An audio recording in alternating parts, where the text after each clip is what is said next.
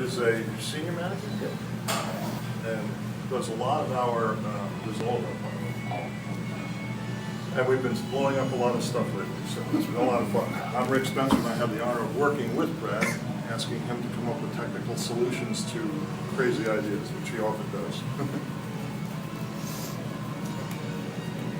Tell us about how you got started. Yeah, I've trying to remember now, 14 years in the company. Just started off as a technician in entertainment.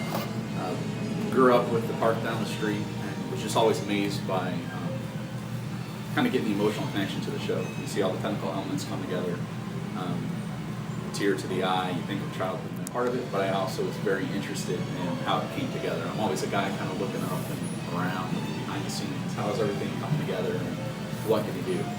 Of course, pyro is a fun thing. A lot of guys, just can't get enough. All the men and women we have that work on us, you see us light up like little kids in a candy store. It doesn't matter how often we do it. Every time we do it, it's just you get all giddy and you laugh and you love it. So I've done quite a bit at Universal Orlando in the 14 years. As a technician when I started, I was a stage manager for a couple of years. Supervisor, bounced all around. I was hungry. I had to get everything, experience everything.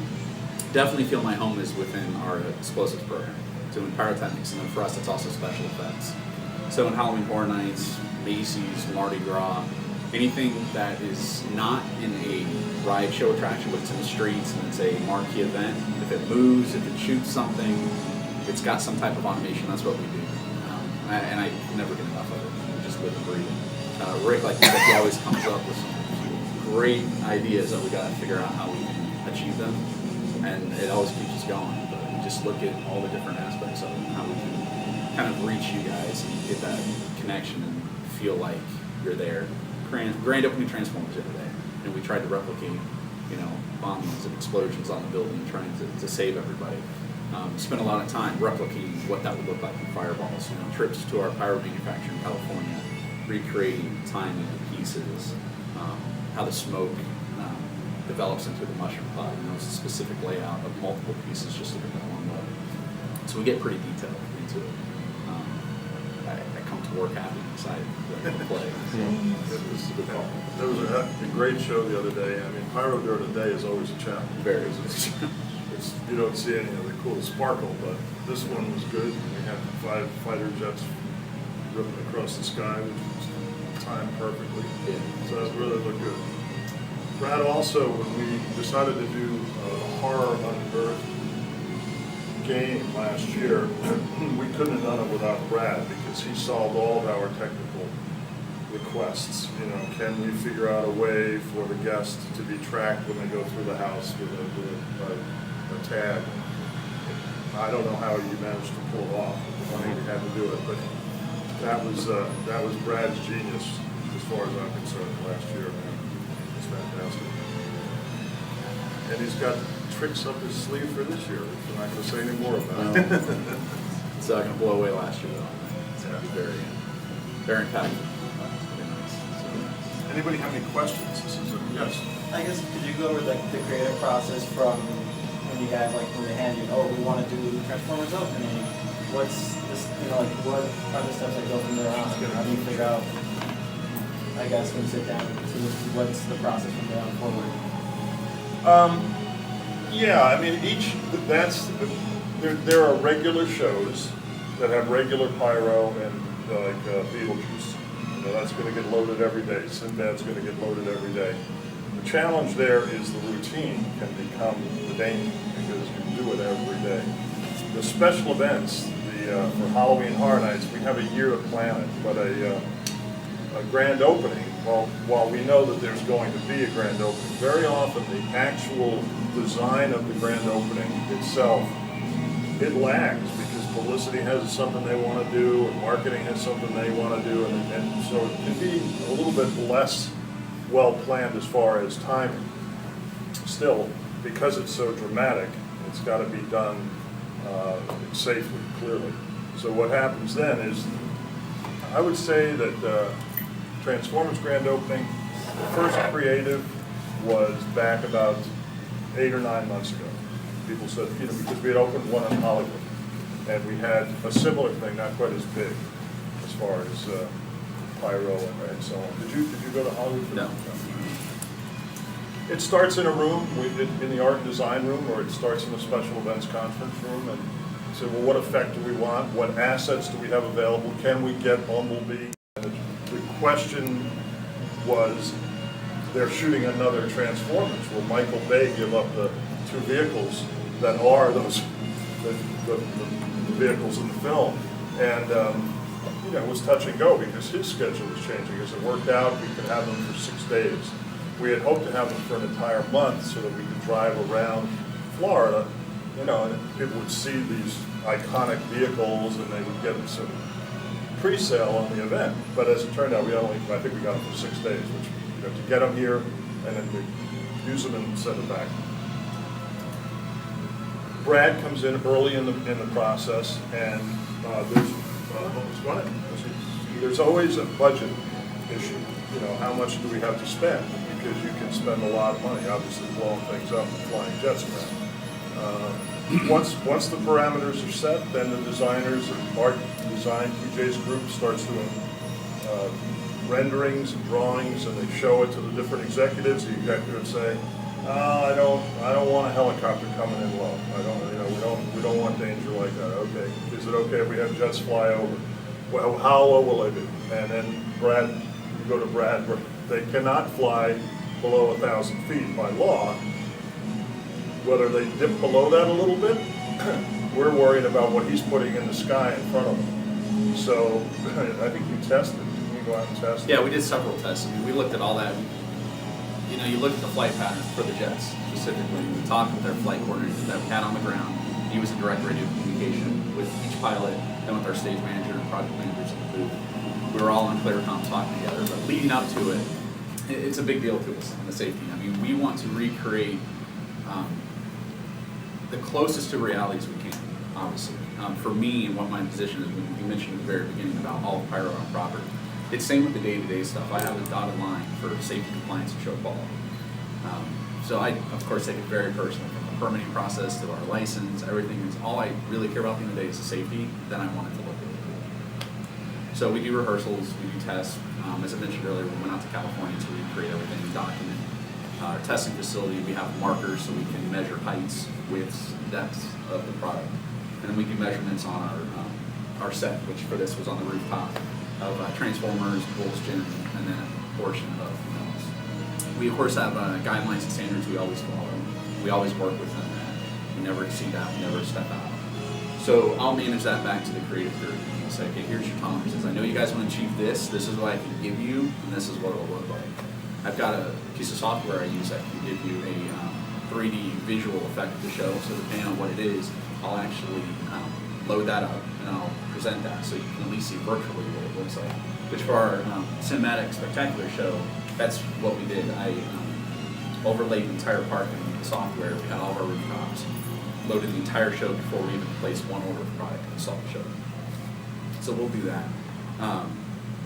Heights are very important. And even the heat wave, we had 2 flame effects for Transformers. We used a flame fluid called Isobar. Very hot, very bright, very violent in a controlled manner, but there's a heat wave displacement. So we were very concerned with the jets, even though we had a cushion of, call it 600 to 700 feet, there's a heat wave that's displacing up into the atmosphere. So we had to work with them, give them the parameters of what that meant to them so we didn't cause any problems. When it all comes together, we'll do a rehearsal. As much as we think we know what's going to happen, you know, one of the challenges I at least have with the pyrotechnics and special effects is kind of, to a degree, thinking ahead, saying, okay, I know we've spent 8 months asking for this, but I think this is really cool. I want to see it happen. So I'll place an order that's slightly bigger than what we need. So from rehearsal, which was 2 days before show, we added it was about 160, 170 pieces to the show. Fortunately, we were prepared for it. The crew already had the rooftops loaded. The infrastructure was there. We thought ahead and we were able to fit it over. One of the challenges, one of the practical challenges of rehearsing a pyro show that's going to take place during the day is that we don't rehearse during the day in front of guests. We can't blow up the building twice. We can only do it once in front of the guests, which means that the rehearsal is at night. And of course, the pyro is much more impressive at night. You have to factor that into the fact that we're going to be at 10 o'clock the next 2 days from now, and the sun is going to be bright. Are we going to get the same impact? But that's just, that's just the way it is. There's really not a lot we can do about it. Try to focus a lot on smoke for the daytime, kind of make up for the visual pyro stars shooting through. Added the flame, trying to add to that dramatic effect. But it is a challenge. What Rick said to me, we'll even, 2 weeks leading up to it, we went out to the park just about every day from 10 o'clock to noon, looking at the weather, trying to get wind patterns, trying to get an idea of what the climate's like. Climate actually impacts pyro. The smoke, how long it lingers, how thick it is. Even the color of it will sometimes, by the moisture in the air, will get an impact on that. So you try to look at all that and take that into effect. Colors for the day, we of course try to go brighter than what we might do at night. I've been, like Brad, I've been with the company for 14 years, and I remember now it's Despicable Me, Minion Mayhem, but before that it was Jimmy Neutron. And they created, the publicity folks come to us and said, we want to do something really spectacular. And we said, well, we can have Jimmy Neutron come in on a hovercraft. You can ride down, hovering in, and you can get out and open the thing. Nah, that's not spectacular enough. Well, we could have Jimmy Neutron fly in a jetpack. Now that sounds good. Let's look at that. Let's look at that. So we called Rocket Man, and we said, can you do this event on this particular day? He said, yeah. I said, well, could you do it wearing a giant Jimmy Neutron head? Okay. And a full costume. And the guy said, yeah, I can do that. And I'm thinking, the head is good, And I said, Sign this. yeah, right. So again, we had to rehearse it, and he came out, and he put it on, and he took off, and it was so loud. It was 130 decibels. Yeah, So it was loud. At any rate, then we had to figure out how to do that without, blistering everybody's ears. But on the day of the event, there was a Jimmy Neutron with the rocket pack up on the roof next door, and there was a radio communication, and I hired the woman who does his voice. And she pre-recorded stuff, so we talked back and forth to this pre-recorded thing. And he took off, and he went around 3 times, and he came down and crashed, as planned, into a building. Behind the building was what we call a Texas switch. And another Jimmy Neutron wearing the same stuff came out, dusted himself off, and welcomed everybody into it. That was a different kind of special effect. Absolutely. Yeah. And I think we've since had Rocket Man back a couple We have, yeah. We were going to use him for Ellen one time when she came. All set and ready to go. Decibel levels on camera is very difficult. Do we have video of this Neutron Rocket Man with the big head going up? What's that? Is there a video of that? Yeah. I think there's a YouTube video of it. Sure. I'm not sure. Absolutely. I mean, there were 150 cameras going that day, so there's footage somewhere. That's really what publicity is looking for. They're looking for that 10-second shot that makes it on the 6 o'clock news or the morning news. Channel 13 ran it every hour for the next day, which was cool. So, and then we got some pretty good press on Transformers, primarily because Steven Spielberg was there talking, talking about the ride and everything. And Spielberg is our creative consultant, so he has a hand in almost everything we do on the creative side. So he would have been integral in the planning of the Wizarding World of Harry Potter, just from a creative standpoint, operation standpoint, not contributing any creative to the sort of intellectual property, because that was pretty well set by Warner Brothers. But just anything that we do, he comes down, takes a look, and usually is there for the grand openings. Any other questions? Yeah. if you want to get started in pyrotechnics, I looked online trying to find the starting point, but what kind of certifications do you need in Florida to get started? Yeah, that's a great question. Florida's a little different than, say, California. California actually has a state certification, and they have different processes. With us, everything starts with the ATF and federal background checks. So that's one of the first things we do.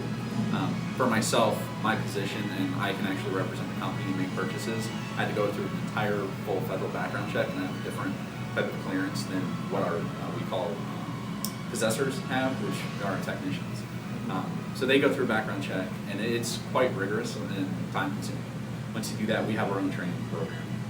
We go through a lot of book work, a lot of tests that we give, and then it's hands-on. Depending on where you're at and what level we bring you in, your experience, it could be at least a 2-week program to get in. I personally, I mentioned earlier about the safety when we're talking about that.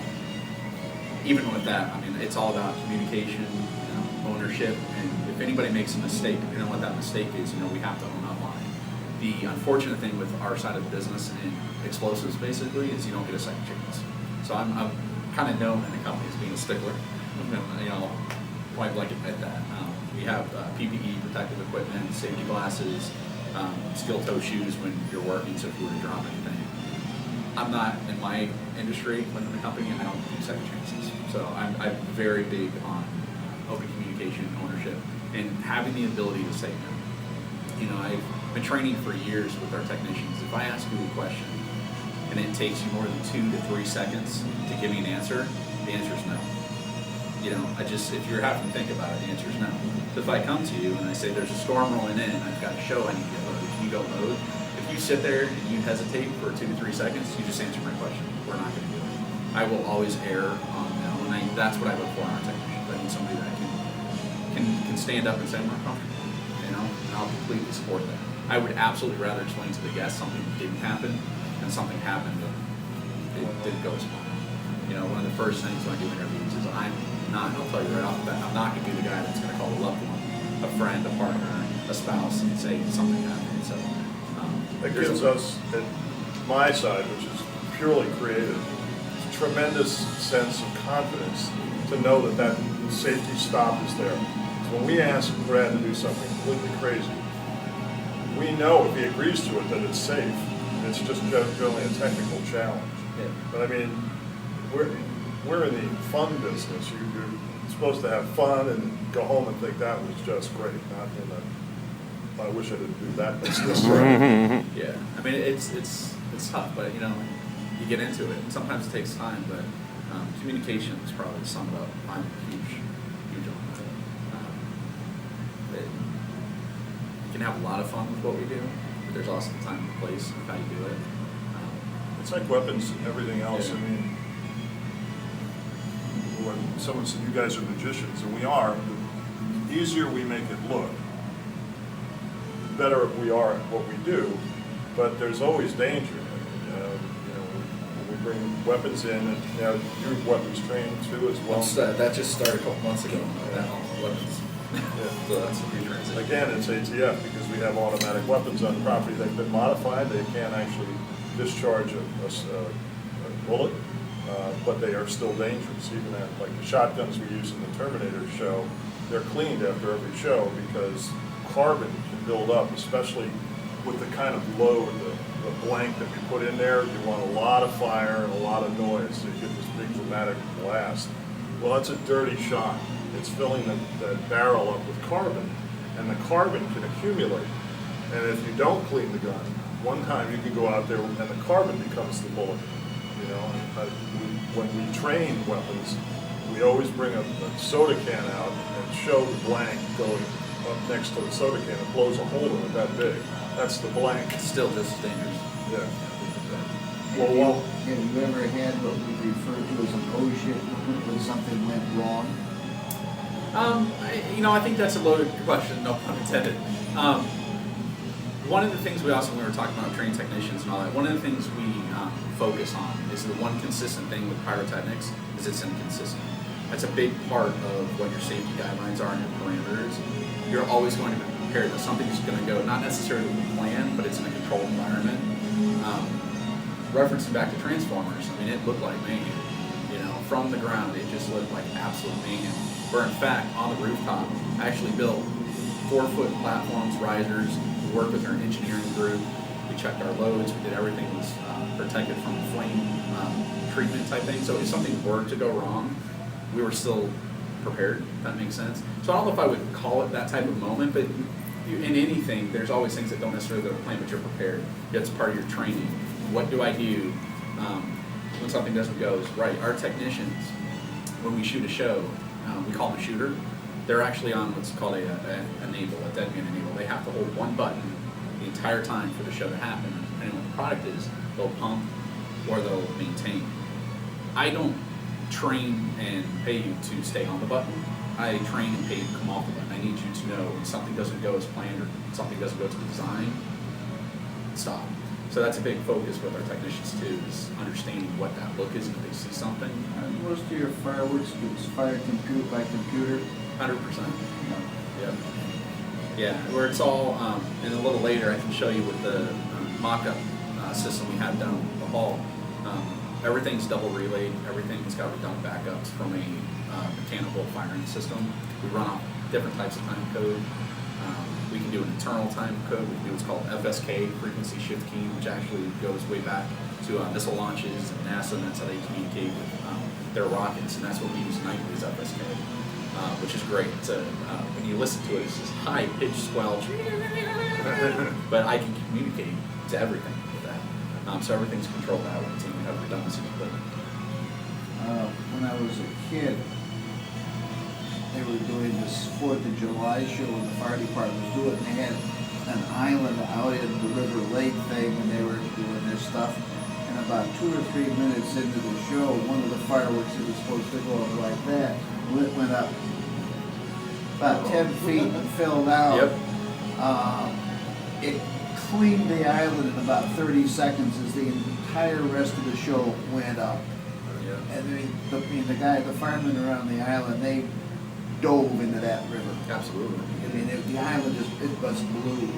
And again, everything was supposed to go, but the firework that they had there in the casing, the shell thing, was a dud. Yep. And it dudded and it blew the island. Yeah. You know, that's a big. And that's what I was referring to as, so you've got all the stuff, you've got it lined up, you've got it on the roof, they're in the casings, they're supposed to go, and one of them is bad, and what happens.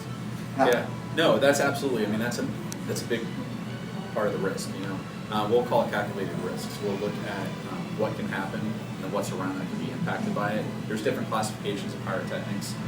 You have 1.3, 1.4. 1.3 is a larger size shell, which is very common. That's what you guys saw with the 1.3 product. We actually use product that's classified as close proximity. Even on our rooftops, it's considered close proximity. The way it's designed, it's built, QC, it assumes a close proximity to the guests. QC, quality control, is obviously utmost importance when we go back to the safety. For, depending on the product, for every 10 pieces we get, up to 7 will be tested before we get them complete. Every single piece is tracked. I can pick up a piece of product, and there's a lot number. It tells me the day, the month, the year that it was manufactured, and it also tells me who did it. So we can go back with our manufacturers, and we can work on a problem. Like if I've got a special request. Cinematic, I'll use that as a cinematic show, our nightly lagoon show, the opening shots off of Disaster and Men in Black, it's like a blue pop. We actually got the color code from Universal Pictures of the new blue and the new 100. I got that code from California, and it's the same color blue palette. If that blue starts to shift, I can go back with these lot numbers and say my blue is shifting, and they can go back to the actual individual who did the color part of manufacturing, so we can control it and do checks on it. The product, the way we shoot and the way we do our infrastructure, if something like that were to happen with a dud, we've done more than due diligence on how to protect the area and the guests if something were to happen, if that makes sense. We are prepared for it, but we've got a very high quality control check. I worked for 30 years at Martin Marietta. We have explosive toys over there also. Absolutely. Yeah, fine. Our, Get you some. Yeah, we're gonna get you some our chairs. toys are designed to kill and maim and blow up things. And the procedures for handling that stuff, everybody gets anywhere near it's got annual certifications to get, you don't even get into some of the lab areas unless Right. you've been certified and you got your stuff. Yep. And there's some stuff you can go in and look, but you can't even touch. You gotta have another Absolutely. one to touch it. Absolutely. And then there's an area called the remote area, which is where some of that stuff is assembled. You're making several thousand rounds of various things each month and shipping them out the door. Gotta make sure it's right. Yeah, Yeah, you don't get a second chance. I mean, whatever the intent is of the product, when you're dealing with anything that uses an explosive charge, you don't get a second chance. You don't get a redo. And the thing about the paperwork, everything's got a serial number on it. It's got a date code on it. It's got all of its. You know when it went from point A to point B. Oh yeah, you know when it started on the assembly line and when it finished out the thing, and everybody stamped it for QC and manufacturers and went through. And then each month they would pull a sample and actually go out and let Edmund Air Force Base and test fire Yeah. a sample. And if the samples pass, then Uncle Sam owns the lot. Then you proceed. Yeah, if they don't pass, we own it. And Uncle Sam says, fix it. And I suspect you're talking the same thing with your pyrotechnic Absolutely. suppliers, that Yep. every lot that they make, they've got quality control, who mixed it, who did what. Everything. You start using it, if something's not right, back to them, Back and to you the drawing board. can trace it back. Yeah, absolutely. I actually meet with our representative weekly, just to ensure that communication. We get all of ours from the West Coast, nonstop communication, just making sure everything's there. We have parameters, everything has to perform the spec. If we have a piece of product that's designed to go 25 feet, we'll actually allow it to go 20 to 30. We'll have kind of a guideline. Whatever, encroaches that area, my practice is I pull it. I don't wait. I just pull it and I send it back. Absolutely. And when you talk about an unplanned event, so eloquent, but we also study when that happens to others. San Diego, was it San Diego Yeah. last year? Their entire show went in the first 5 seconds. 5 seconds. It looked like Spectacular. It actually was pretty incredible. Not what they wanted. Not what they wanted, but that was computer glitch, wasn't it? It was. Yeah, it So, was. so we're gonna study accidents across the board, just to make sure that we're not gonna have one. Yeah. Anytime we have failure, there is a group to analyze what happened. Sure. Get back to the root cause of what What caused it? caused it. Absolutely. There's always a cause and effect. You have to understand before you continue. Absolutely. Couple quick questions. Can you give me some stats on the Transformers event from the other morning? How many people did it involve? How much product did it involve? Man, yeah, the people, I don't know if I'll be able to speak to that. From a product standpoint, we had 3 rooftops, we had over 350 pieces of pyrotechnics, and then we had 2 flame units. We had 3 different shooter locations, and 8 people in total on the crew. We also had people throughout the park on what we call a fire watch. They're there for a proactive measure, something were to happen. And do you pre-program all the timing of the pyro even when you're doing a single shot live event like that as opposed to? We do. For Transformers, it was a semi-automatic type program. I had everything programmed. But once our shooter initiated the shot, because we were working with the jets flying over, Sure. they were able to provide us, I think it was within a 2 to 3 second window when they were going to arrive, which is pretty impressive considering the slowest they could fly, I think it was 277 miles an hour. It was pretty impressive that they can come from South Florida and say, we'll be there in 7 minutes, and they're within 2 to 3 seconds. Wow. But because of the safety that we mentioned earlier, when we had 5 jets flying over, I couldn't risk, impacting them. So we had a semi-automatic setup. I had all the boards programmed that once they initiated, then everything would sequentially go through. Sure. Yeah, even if we have a special event where it's 4 pieces for an entrance. It's electronic and it's programmed. And one last thing, I've been hearing all sorts of buzz about a new attraction going in between Simpsons and Men in Black. Is the Pyro Bunker still back there? Do you guys still use that area? We have facilities on property. Yeah. I Cool. haven't heard that, Seth. I was going to say, you would. Give me a heads up. You're gonna have to read your column. Yeah. Should I be prepared? Any other questions? Yeah, I guess 2 of them, they throw the big fire show in Vegas, right? That's where they usually come out. Neighbors were there before us, some come after. We now have apartments that used to be on property in our old parking lots. No matter how much we communicate to them, there's going to be a noise impact. We do our best to design around that. The fireworks that we're using right now for a nighttime show, we actually redesigned the launch of them and the burst of them from the decibel level. They actually launch at a lower level and burst at a lower level to counteract that concern. But it is a problem. We have noise ordinance that we follow. Building communications, if we ever do anything that's a late night, we'll communicate with the appropriate parties so they're aware. Work very heavily with the city of Orlando. Fire department is very involved with our permitting process. Before I do anything, I have to provide a portfolio of what I'm doing. I have to provide who's there, who's shooting it, what the product is, what the product does. And if there's anything they're not familiar with, I have to do a display for them. So they're actually at our rehearsals and they were at our show for Transformers, right down at our side, standing right there. So the neighbors is a challenge, but we do our best. It's main job, if anything. Even if we just have fire jugglers Absolutely. for a special event. I mean, we pull a permit, or we have to pull a permit, say, these guys are gonna be juggling fire from 7 o'clock to 9 o'clock. There's gonna be 2 technicians with, fire watch technicians right there with all the equipment to make it safe. So it's extremely well thought out. We have a policy procedure for every little detail of what you do. I mean, you see an open flame, we pull a permit. You see guys juggling it, they know what they're doing, but we still are prepared for something to go wrong, And it will. It's not if, it's just when. It's correct, but you have to be prepared and trained for it. I find it interesting that you say you only have one supplier for your fireworks. I would have thought that you would want to have 2 suppliers in case they have a major explosion at their factory, but what we normally did with our suppliers is put it out for bids each year. Okay, one of you is going to get 60% of your business, one of you is going to get 40%. Right. And that way, in case one of the supplier had a big problem, we could go to the other one and make up some of the difference. I'm going to spin that on.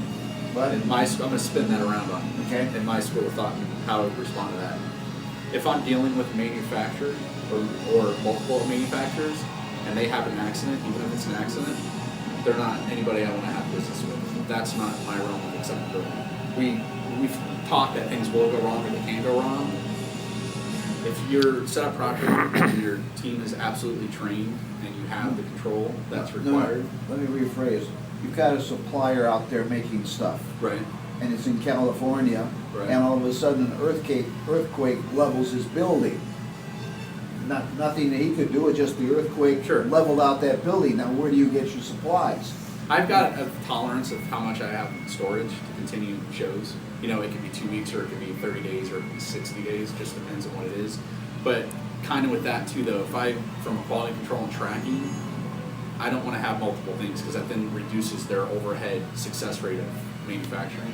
If I have one manufacturer that is the sole owner of that from a control standpoint, I don't track Group A and their success rate with Group B and their success rate. That's just a choice we've chosen from. We don't particularly want to have 20 people supplying the same part. Right. We want it down to a very Yeah.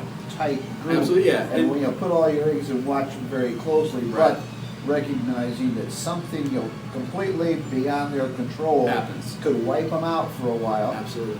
The electronics industry took a major hit when they had that Hard drives tsunami took thing a hit, over in yeah. Japan, where a lot of the wafers for semiconductors were being manufactured, and those guys were offline for 6 months or better. Right.